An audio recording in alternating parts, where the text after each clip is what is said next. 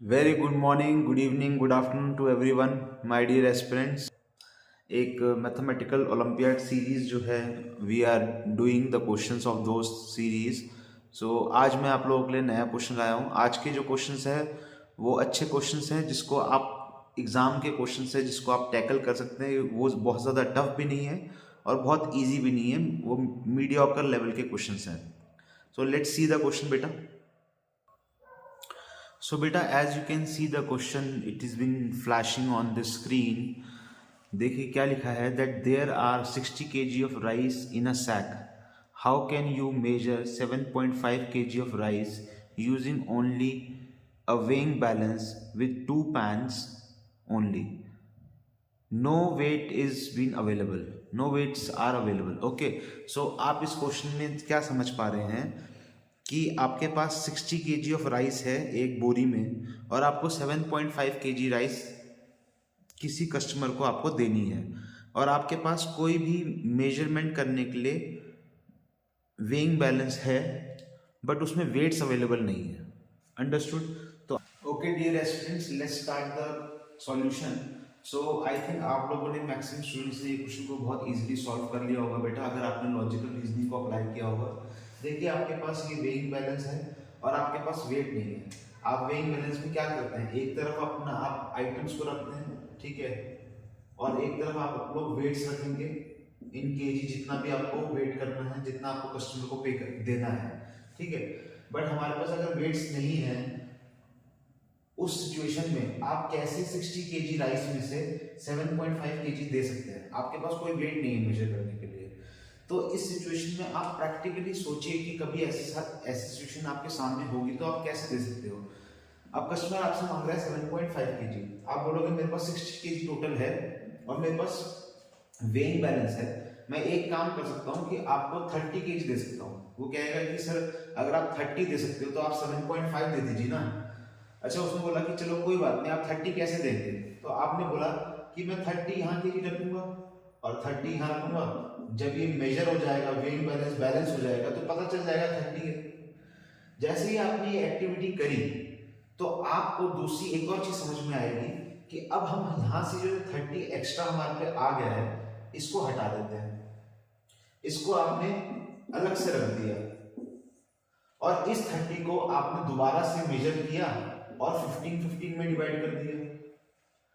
बस सॉल्यूशन बन गया। अब आपको समझ में आ गया क्या करना है। दोबारा से ये 15 यहां से हटाएंगे, अलग से रख देंगे और इस 15 को डिवाइड करेंगे दो पार्ट में, 7.5 और 7.5। जब 15 को आपने दो पार्ट में डिवाइड किया तो वो 7.5 जब हो जाएगा तो ये वेइंग बैलेंस हो जाएगा। आपको पता चल जाएगा कि ये 7.5 केजी है और आप इसमें से 7.5 केजी वेट करके कस्टमर को दे सकते हैं। तो बेटा यही इसका सॉल्यूशन है। इसी तरीके से आपको एग्जामिनर को एक्सप्लेन करना है that you will divide the given that you will divide the 60 kg rice into two parts, 30 then you remove one of those and then you divide 30 kg again in 15 and so on, and hence we will be able to give 7.5 kg to our customer. Understood? I hope ये solution बहुत easy था, आप लोगों को समझ में आ गया होगा बेटा। Let's proceed further. अगर आप ध्यान से देखेंगे स्क्रीन पे आपके क्वेश्चन फ्लैश कर रहा है। Question says 3 turtles are crawling in a row. Statement 1 है, the first one says there are 2 turtles behind me. Second statement, the second one says there is 1 turtle in front of me, 1 behind me.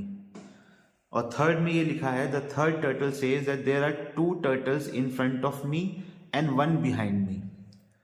Examiner आपसे ये पूछ रहा है कि how is that possible, which of the above 3 statement is true and which one is false. तो आपको पता बेटा इस टाइप का क्वेश्चन एग्जाम में RIMC में पूछा गया था। अगर आपको याद होगा जो अभी रिसेंटली हमारा एग्जाम हुआ था उसमें फुटबॉल वाला क्वेश्चन इस टाइप का पूछा गया था, जिसमें एक साउथ टीम थी एक नॉर्थ टीम थी। फर्स्ट क्वेश्चन ही एग्जाम का था वो, right. I think that paper of June 2023 का। तो इस टाइप का क्वेश्चन ही मैंने लेने की कोशिश की है। तो let's discuss this question. Okay dear aspirants, so let's start the solution. बेटा देखिए ये क्वेश्चन बहुत सिंपल है, बट इसी टाइप का क्वेश्चन आप लोगों को आरएमसी ने पूछा था, तो इसलिए डिस्कस करना जरूरी है कि इस टाइप की मैथमेटिकल रीजनिंग को आप कैसे सॉल्व करेंगे। ये सब क्या है कि परम्यूटेशन और कॉम्बिनेशन होता है कि ये चीज होगी या नहीं होगी, इससे कैसे सॉल्यूशन निकलेगा, इन सब चीजों को आपको देखना होता है। अगर आप देखिए मैंने 3 टर्टल्स बना दिए, इस डायरेक्शन में जा रहे हैं T1 T2 T3। अब पहली स्टेटमेंट बोल रही है the first one says there are 2 turtles behind me. अगर मैं इसको मानता हूं फर्स्ट टर्टल है तो इसके पीछे 2 टर्टल है, तो इसका मतलब पहली स्टेटमेंट हमारी करेक्ट है उसके हिसाब से। सेकंड वन बोलता है कि there is one turtle in front of me, one is behind me, इसके एक आगे है इसके पीछे है, तो सर ये भी करेक्ट है सेकंड स्टेटमेंट।